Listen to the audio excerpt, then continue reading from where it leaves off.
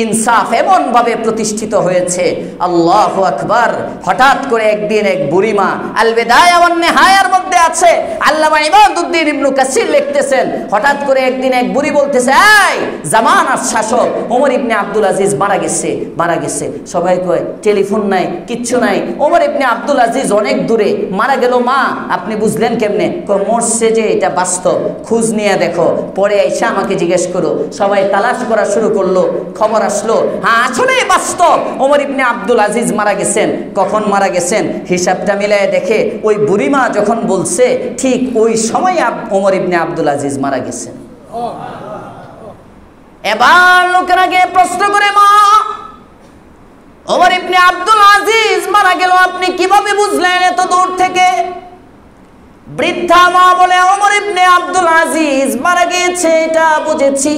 ওমর ইবনে আব্দুল আজিজের খেলাফতের জামানায় আমি প্রতিদিন এই নদীর ঘাটের মধ্যে দেখতাম একই ঘাটে একই সাথে একই স্থানে বাঘ আর বকরিগুলো একসাথে পানি পান করে, কিন্তু একটা বকরির উপরেও একটা বাঘে আক্রমণ করে না।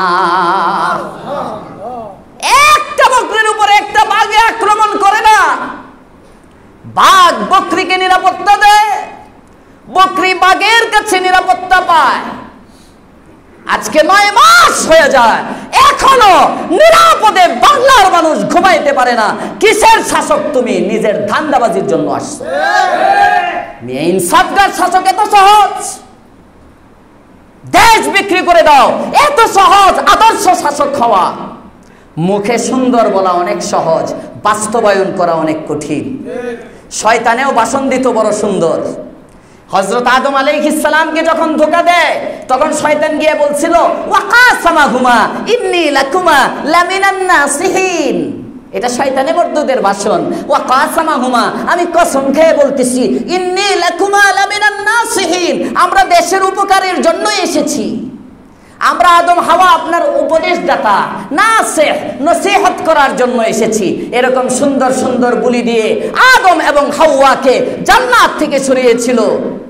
ওই শয়তানের দোসররা এখন ক্ষমতায় আছে। ওরাই মিষ্টি মিষ্টি কথা শুনে বাঙালি পাগল হইও না, ভালো করে মনে রাখবেন। আমি বলতেছি না যে আওয়ামী লীগ ভালো, বিএনপি ভালো, আমি কাউরেই ভালো বলি নাই। বর্তমানে যেটা হইতেছে সেটা বলতেছি। আল্লাহ আমাদেরকে আদর্শ শাসক দান করেন, সবাই বলেন আমিন। দোয়া করেন। আমরা ভালো হইলে না শাসক ভালো হইব, আমরা খারাপ তো আমাদের উপরে কে আসবে? আমরা আগে ভালো হইতে হবে, এটা আমি সব সময় বলি। তো বাঘের নিরাপত্তা পায় বকরি। হঠাৎ করে দেখি এই বাঘগুলো, যে বাঘ 2 বছর পর্যন্ত বকরিকে নিরাপত্তা দেয়, ওই বাঘে দেখি বকরির উপর আক্রমণ করেছে। আমার বুঝতে বাকি নাই, নিশ্চয়ই ওমর ইবনে আব্দুল আজিজ মারা গেছে, যে কারণে এই নিরাপত্তাহীনতায় ভুগতেছে। এমন একজন শাসক ছিলেন ওমর ইবনে আব্দুল আজিজ। তার কোন আমলের বরকতে কেন বাঘেও তাকে ভয় পায়, বকরিও তার চেইন অফ কমান্ড মানে, বকরিও তার আইন কানুনগুলোকে সম্মান করে, বাঘের উপরেও তার কর্তৃত্ব চলে। কি সেই অর্জন, কি সেই গুণ ছিল ওমর ইবনে আব্দুল আজিজের মধ্যে? তালাশ করলে দেখা যায় কোনো গুণ নাই। আর্থিক ক্ষমতা, সক্ষমতা, টাকা পয়সা, গাড়ি বাড়ি না, এগুলো কিছুই ছিল না। ওমর ইবনে আব্দুল আজিজের ছোট্ট যে দিলটা ছিল, ছোট্ট যে কলবটা ছিল, এই কলবটা এত সুন্দর ছিল, গোটা কলবটার মধ্যে আল্লাহর মারিফতের নূর ছিল। গোটা কলবটার মধ্যে আল্লাহর ভয় ছিল। আর তার ইবাদতের হালত এমন ছিল, ঐতিহাসিকগণ লেখেন তার ইবাদতের নূর তার ঘামের সাথে বাইর হইত। ঠাকুরমার ঝুলি না, বাপদাদার বানানো কিচ্ছা গল্প না। ওমর ইবনে আব্দুল আজিজের শরীর থেকে যখন ঘাম বের হয়, আমাদের ঘামে দুর্গন্ধ হয়, ওমর ইবনে আব্দুল আজিজের ঘামের মধ্যে মেশক আম্বরের মতো ঘ্রাণ হয়।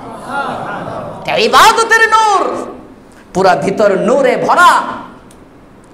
নিজের চাওয়া রবের চাওয়ার সাথে মিশিয়ে দিছেন।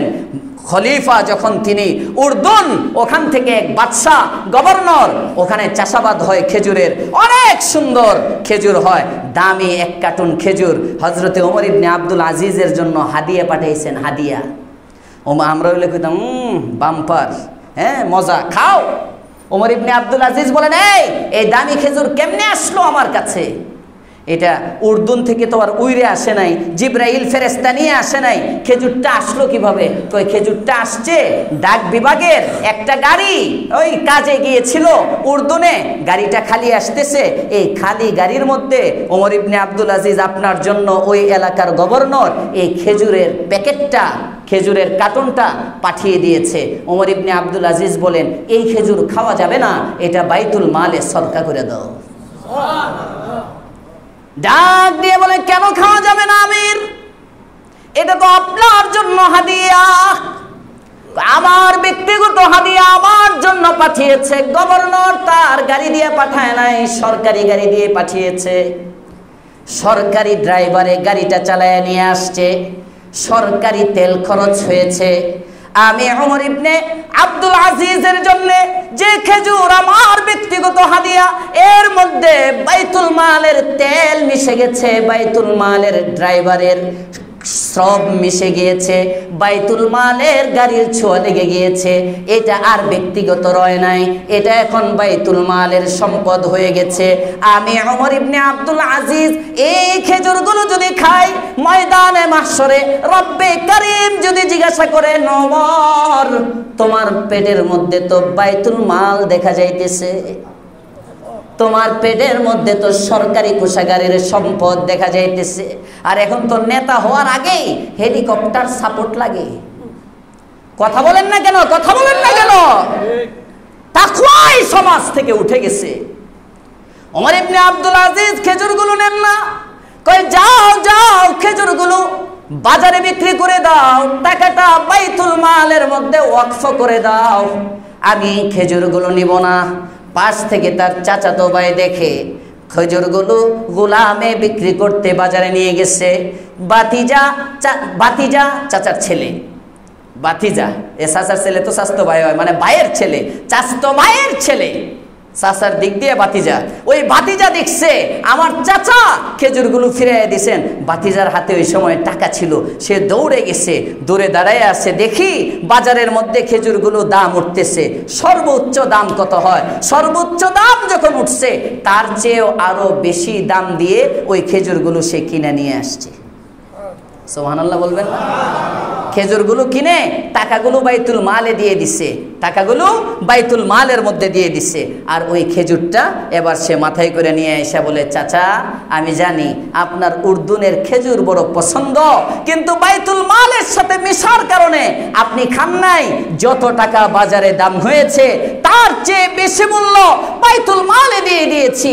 এই খেজুরের মালিক এখন আমি, নিজের মাথায় করে নিয়ে এসেছি, সরকারি গাড়ি ব্যবহার করি নাই, আমি বাইতুল মালের কোনো কর্মচারীও নয়, আমি আপনার ভাতিজা, আমি নিজে মাথায় করে নিয়ে আসলাম, এই খেজুর এখন নির্ভেজাল, আপনি এখান থেকে খান।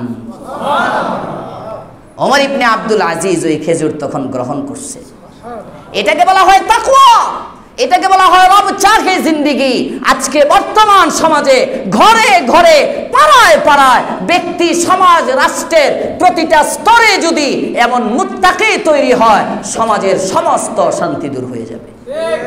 আল্লাহ আমাদের সকলকে তাকওয়ার গুণে গুণে হওয়ার তৌফিক দান করেন।